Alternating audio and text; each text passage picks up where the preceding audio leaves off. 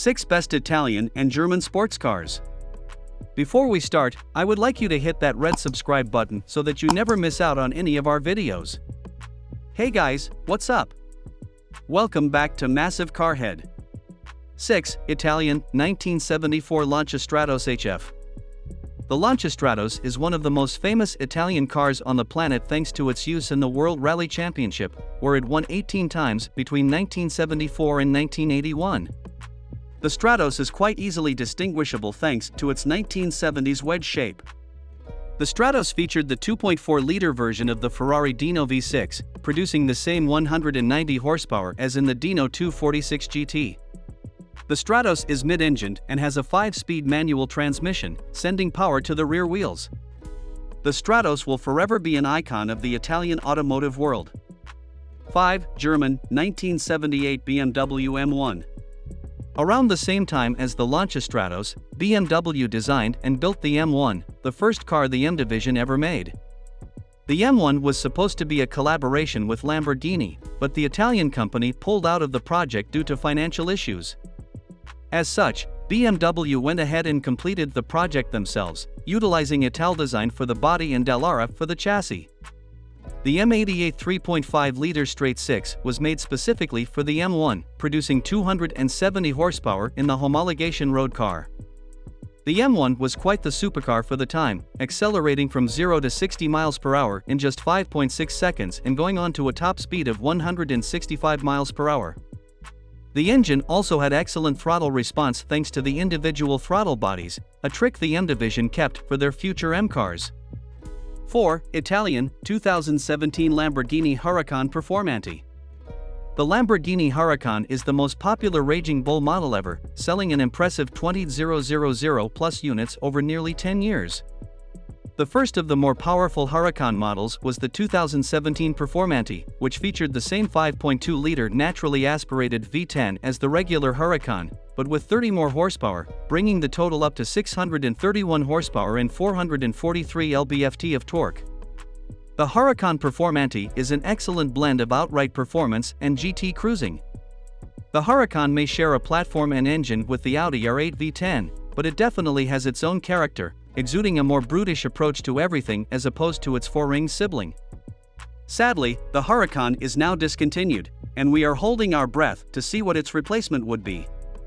3. German, 2021 Mercedes-AMG GT Black Series. While the Huracan is excellent, the Germans just had to create something which is better in terms of performance, so they gave the AMG GT to the Black Series geniuses in a falterback. The result is a front-engine, track-focused supercar which some journalists compared to a mid-engine McLaren 720S in its performance delivery, high praise indeed. The AMG GT Black Series uses the same 4.0-liter twin-turbo V8 as the regular AMG GT, but with power up to 720 horsepower and 590 lb-ft, it gets a whole host of suspension and chassis upgrades, along with the addition of more carbon fiber, including a massive rear wing. The Mercedes-AMG GT Black Series is the last word in track-focused, road-legal German machinery. 2. Italian, 1962 Ferrari 250 GTO. Going back a few decades, the best Italian sports car of the 1960s was probably the original 250 GTO, a legend in its own right. The GTO was specifically designed to crush the competition at Le Mans, featuring a body sculpted for the Mulsanne straight to squeeze out every mile per hour. Under the hood sat the Colombo V12, a 3.0-liter V12 producing 300 horsepower and 217 lb-ft of torque. The engine was mated to a 5-speed manual transmission. The 250 GTO, short for Gran Turismo Omologato, Grand Touring Homologation, is now a rare collectible, costing anywhere between $45 million and $70 million at auction. This is from an original MSRP of just $18,000 in 1962. 1. German, 1954 Mercedes-Benz 300 SL Gullwing. Before the prancing horse took over the racing scene, Mercedes-Benz was the top dog in endurance racing, beating every other team in most championships. Sadly, this domination came to an end in 1955, with Mercedes only returning to endurance racing in the 1980s. The car that helped with this domination was, of course, the 300 SL. It was a sports car specifically designed for racing, using tried and trusted parts from other Mercedes-Benz cars.